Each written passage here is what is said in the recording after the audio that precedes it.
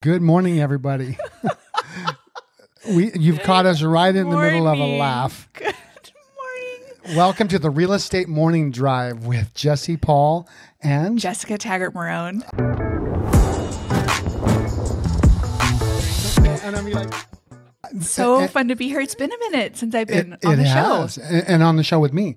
I think Yes. the last time you were on, I was out of town, and it was you and Jeremy. So we are excited. I'm like the faithful And substitute she walked gal. in, and what did I say, guys? She puts the class in classy. Well, you're generous. I don't know about that, especially after what I just said prior to going live, but Yeah, it was a thing. Thanks for having me. We might put it out there. We might not. It was great. I would like to say that our show is sponsored by Guild Mortgage and Core Power today. Normally it's sponsored by my Diet Coke, but I'm rocking a different beverage. Although at the moment. you are rocking both. You're right. I am. So it could be either. Anyway, thanks for having me. I'm excited. Yeah, I'm excited too. It's a beautiful day. So, today we're going to be talking about what are sellers doing that could be getting in their way of a successful and smooth transaction, right? Home sale. It's been a wild ride with some of our sellers lately. It has. And I think we need to preface it that this is not saying the sky is falling, but we are seeing sellers continuously getting in their own way for, just like you said, a smooth transaction or even a transaction, and how we can help people recognize that when they're not in the thick of it can be so helpful for them. Yeah. And a good way I like to frame it is to try to have the conversation up front. Sure. Hey guys, what are we going to do when or if? And that's this is good because this is a really hard conversation. I'm going to tell a story actually about some buyers that were under contract, but then they had to sell their home up somewhere else. Okay. So they're buying subject to sale. Yeah. They're buying subject to sell, and because I pay attention to what's going on everywhere, right? I know what's going on, especially across Utah. Sure. But probably other places too. So, and I know the price range they're in, and I know the gap between what sellers hope for and what actually happens. And in certain price ranges, you get up over $1 million, that gap right now can be pretty high. It can be. Right? So I'm probing and I'm asking questions like, hey guys, have you looked at the worst case scenario here? Because I think they were stretching with the home they put under contract. I said, if your home, for instance, sells for, let's say 1.2 million, can you still pull this off? And I could see the look in their eyes of, who do you think you are? My home's going to sell for 1.4. Mm-hmm. That's not going to happen to us. And so I just kind of backed because I could feel the resistance. They didn't even have to say anything. I could feel the pushback. And I was just asking questions because I don't have a stake in the game up there, right? It didn't matter to me. Sure. But the last thing I wanted them to do is lose their earnest money if that were the scenario and then they couldn't close. And so fast forward 45 days, guess where they're at? 1.2. 1.2. And we had canceled the contract, thankfully. We didn't risk their earnest money because their home wasn't selling and wasn't selling and wasn't selling. And finally we said, hey, let's pull the plug before your earnest money goes hard, right? It goes non-refundable. And thankfully we did. But in that very first 2 weeks, that I could not even get them to talk about what if. And that's actually what's causing what we're talking about today, right? This, how are we getting in our own way as sellers? Yeah. So I am working with a buyer right now, and we put in an incredibly strong offer, and it was a cash offer, quick close, which was initially was important to the sellers. I called the listing agent, as I always do when I'm going to write an offer, said, what besides price is important? And then they came back, and instead of wanting a 2-week close, they wanted a 6-week close. So it's really funny, like convey what you want, right? But we almost could not come together over a $250 difference in the home warranty policy that my client was asking for. Yeah. And, the other agent and I made some concessions to bring that together because we didn't want our buyer and seller to not get what they need. But this gets so emotional. It gets so emotional. $250. Most people spend that on Amazon. Now had that, and I'm going to dare say, had that fallen apart, I guarantee you that seller probably within a day, but most likely within a week or two, would have regretted that decision. Doubt they would have gotten the offer that we got 2 weeks later, right? And so how many times have we seen that happen when you just, you can't get them to see straight. Yeah. It falls apart. Yeah. Then they're trying to backtrack. But when the buyer walks away. It's hard. And I'm seeing that a lot. So, I think we don't want to say that the sky is falling. We don't want to convey, excuse me, that the market is horrible. It's not. However, we are seeing buyers that have not had options for years, for negotiating power for years. For at least 7 years, but probably more than that. My buyers, I've been in this since 2017 and 6 days a week. We've been in a pretty, can I talk? Yes. Competitive market. We have. And even in the beginning of my career, buyers had some negotiating power, but they had choices. Sure. But this is a different ballgame than in 2017. They have many more choices than they've had in a long time. And they're coming back, I don't say with a vengeance, but they're coming back with a strong front that, hey, my predecessors did not get the opportunity to negotiate, and I do, and I'm going to take advantage of that. And so if our sellers are not equipped and prepared to go into that conversation and realize there are going to be requests made for concessions, there are going to be requests made for repairs, that we sellers need to understand that is just part of the process now.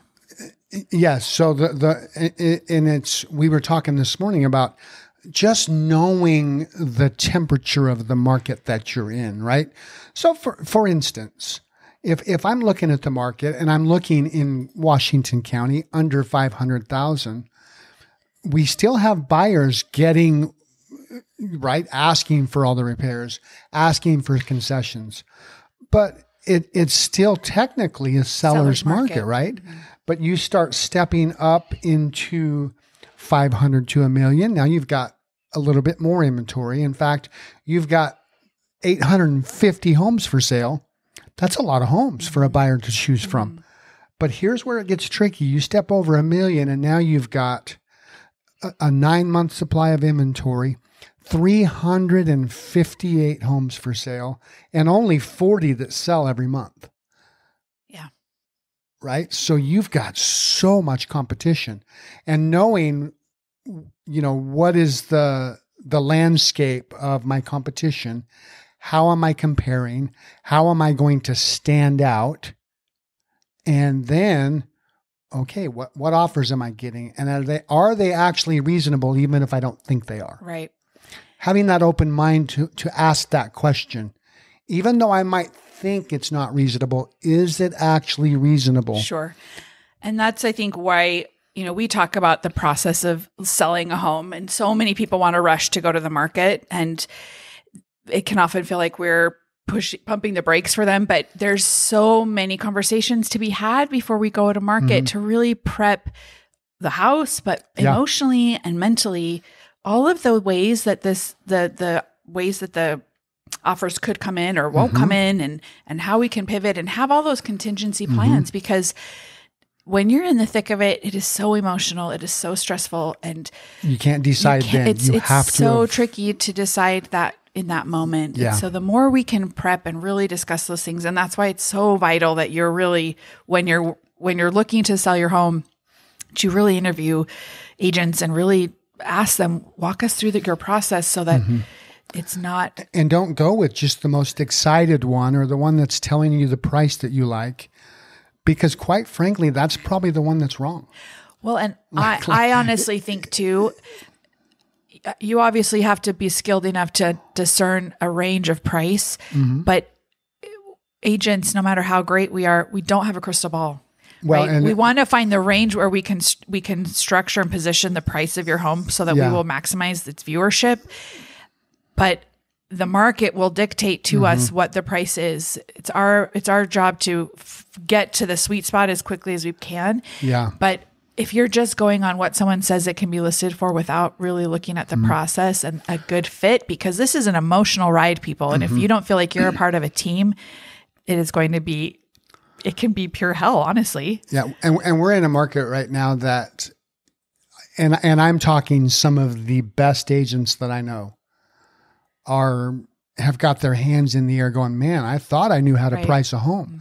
So it is a science, but because it's a science, it's not black and white. Well, right? There's too many variables that we don't have control over. That the biggest one is the buyer. We do not have control over the buyer and what they think or what they're willing to pay, right? As a seller or a seller's agent, we don't have that power. Right. We have power over the condition, the way we market it, and the price. Yeah. So again, what we want to do to have you have a successful, smooth transaction is really prep you. Like we said, prep the home. We do all of the things that prep your home to get it great. But really the emotional component of getting your home so that you don't get in your own way, so that at the end of the day, we get you to your next step. And yeah, it's just interesting to see what's happening and how buyers are able to walk away and say, hey, they don't want to throw in the washer and dryer. Fine, I'll go find a house that will, That's real too. Yeah. Oh, they don't want to leave the microwave? See ya. Yeah. It's like, we'll get you a microwave. Right? Goodness. But that's exhausting. Anyway, it's been an interesting ride. So you and I had talked this morning. It's like, okay, as a seller, what are some things that we could actually do to engage a buyer? And more specifically, we talked about if you've got buyers coming in for a second showing, there's and this isn't talked about a lot, but I've heard about it. And we ironically, utilized it. I was just talking about it yesterday, and I tried to engage it with a buyer that was going to make an offer before. And it hasn't, I haven't fleshed it out yet, but we're working on it. Yes, this is a tactic.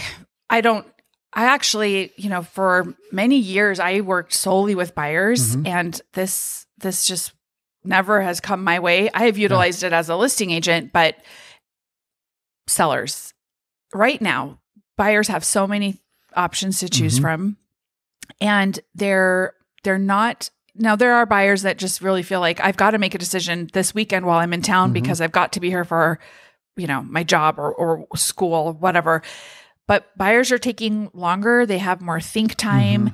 And in the meantime, other homes that are coming up on the market may entice them. And so we encourage our sellers, if we have a second showing on a property, it could benefit us to do what we call a reverse offer. So typically, obviously, the buyer presents an offer to the seller. Yeah. But if you feel like there's interest with buyers as the seller, it would benefit you to present it, write up an offer and have you sign it first and then present it to the buyer's agent to see if there's traction and you can get under contract. Right. So it's a tactic that I don't think many agents use. And in this kind of a market, it could show a buyer some willingness, right, from the seller instead of rigidity. Right. Like, hey, here's somebody that wants to play ball. Right. And it could potentially maybe pull them off the fence, right? Because one of the other really big things going on right now is there's so many buyers that are unsure. Right. Right. You've got these national headlines that saying the market's crashing. Look at Florida. Look at Arizona. Well, we're not really crashing. In fact, it's crazy that for all the price reductions and negotiations, our values seem to be stable. They might be going down a little tiny bit right now, but right now they're stable. So the market isn't crashing. No, I really love how Jeremy has phrased it in the past. It's healing. Yeah. You look at how crazy our market was during COVID. Well, yeah, you can't. We had 2 years of double-digit increases. That is insane. Yeah, you can't have anything that goes up that fast without a repercussion. Let me give an analogy. Think about somebody that loses weight so fast. Yeah, that's never happened to me. Right? It happens to people, but most of the time they're taking some things and they just lose it so fast. Mm-hmm. It's not healthy, number one, and it's not sustainable. Correct. Almost immediately, if they stop doing whatever they were doing, they pop back. Mm-hmm. Right? Well, a real estate market is the same way. If it's not healthy trajectory, it will pop back at some point. And this is just popping back a little bit, right? We're starting to see more sellers come on the market, which is a good thing. Mm-hmm. We're starting to see, if you're a home seller selling a regular home that's not brand new, one of your competitors are new builders, right? They are offering some fantastic incentives to get buyers in. And as we get more and more inventory and they get more and more inventory sitting, they're offering even better incentives. So if we're not looking at all those things going, hey, how do we look compared to this? How do we look compared to that? Then we're not looking at the whole market and we're not being realistic with ourselves. Absolutely. We need to look at, I always encourage, if you're a buyer, that you look at the situation from the lens of the seller. And if you're a seller, that you look at it from the lens of a buyer. If I'm selling my home, I want to see what a buyer is going to see. I don't want to just limit it to a radius of my home or just my subdivision. Where are they? If they're looking at let's just say I live in Coral Canyon, right? Yep. If they're looking at Coral Canyon, they're also going to be looking at 5 other neighborhoods that are similar. Yeah. And so we have to do that strategically, or we're getting in the way of ourselves and our success for sure. So true. So I think it's, we talk about using that or the reverse offer that we talked about. Mm-hmm. What are some other things that sellers can do to really strengthen their position? I'll give you something time. Okay. People are doing inspections. Buyers, I always encourage people to do inspections. I think it's wise for a seller to do a pre-inspection. Yeah. They're not then surprised when they find out there's some things going on with the home. And now they're like, oh man, we thought we had this for our takeaway money and now we've got to do this. I think it's, wise to invest that $400 to $600 on the inspection and make really sure if there are things that need to be addressed, that they address them before or they are priced accordingly and there's no surprises. So that's one thing I think sellers can do to aim themselves. That actually changes the way it buy. If you've got people that are really nervous, really scared, the best thing that you can do is, as a seller, I believe, is full transparency. Hey, we've got this inspection. We fixed these things. We took care of everything. And it really eases their mind versus the other thing is hold it secret. Right. Don't do anything. Then you've got a skeptical buyer. Sure. And when that wall of trust starts building, they start to come towards you. It can be tricky. A couple other things you can do, which always pay off. Always. Carpet, paint, light bulbs. Make sure they all match. Oh, thank you for bringing this up. Electrical outlets. Make sure they're all similar. Thank light you. Switches. I just did a post about this on my Instagram of old light switches make a home look stand so out. Yeah.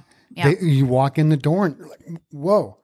Right. The other thing is a deep clean. When we're living in a home, we can't see all the little stuff. And nothing better than a deep clean because they spend time. They get the tops of the baseboard. They get the blinds. They do the windows. HVAC register people. The register. The filter. The filter. Goodness. When I look up in that and see it's gray when it was supposed to be white, you wonder what else are they not taking care of in their home, right? Yeah. So all of these little things help. So here's what happens a lot of times. And I just had this conversation yesterday. I've got the husband saying, hey, we need to change the carpet. The wife's going, I think we can clean it. Well, they've got one little spot that a mouse has basically chewed up. So it's clear. And so I'm trying to think through how do I the carpet didn't look bad. And I'm like, okay, well, we could steal some from the closet and patch it. But I said, the problem is we've had a cat in here and you can smell it. You're never going to get rid of that smell. And there's two thoughts, right? Well, first, we'll go ahead and give a concession. Here's the problem with a concession. If you're giving a concession, that buyer's still thinking, well, I have to do this. They'll always double whatever it costs and take that off of their offer. So if they were going to offer $400,000, now they're going to offer $380,000 because they're thinking it's going to cost me $10,000 to do the carpet. They're going to ask for 20 off. Right. We all do that. Yeah. Right. Where even if they're going to change the carpet and it doesn't need it and it's brand new, now they're going to give you a much fairer offer. Well, and can I, we work with amazing vendors and we would always are happy to connect you with them. And even still, I had something happen. My home is 3 years old and the glass shower door was installed incorrectly in one of our bathrooms. And so it fell off the hinges. And it's kind of a miracle that it didn't break on someone. Yeah. I mean, when you think about it. Those are heavy. But we were supposed to have them come on Monday at 2:00 to replace it. And 2:00 came and went, and Monday came and went, and we didn't hear boo from the installer. That happens, and he was very apologetic, and he came on Wednesday, but that's a pain for my husband and me, right? Yeah. We had to rearrange our days to make that happen, and then when it didn't happen, it's frustrating. And so sellers are, they forget that and they don't want to deal with it. Well, guess what? The buyers don't want to deal with it either. And so, if we can make that red carpet come out for those buyers and make it just feel like it's the easiest decision for them to pick our home and be the prettiest girl at the dance and get asked by multiple people to prom. I say that like that happened to me. It will always pay off. But it will pay off. And we want to make sure that we're doing that when we work with our sellers. Yeah. Those two things that I guarantee they will pay off. The old let's let the buyer choose will always cost a seller more money than it would to replace it. And if you have questions about how to choose or what to choose, let us know. Yeah.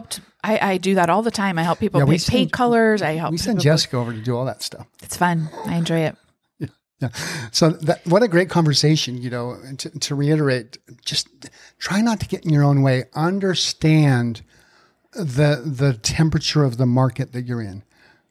Not only the town, but the neighborhood, the price range. Understand all of that as you're going in. Because you're not selling on an island. You're not by yourself. There's all kinds of other people trying to get this buyer. Well, and that's I know we have 1 minute left, and thank you so much for being with us today, and thanks for having me.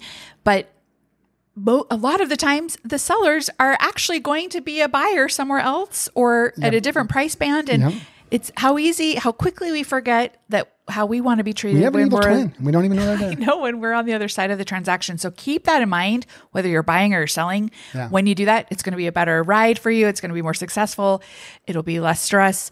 We're so thankful when we get to help you do that.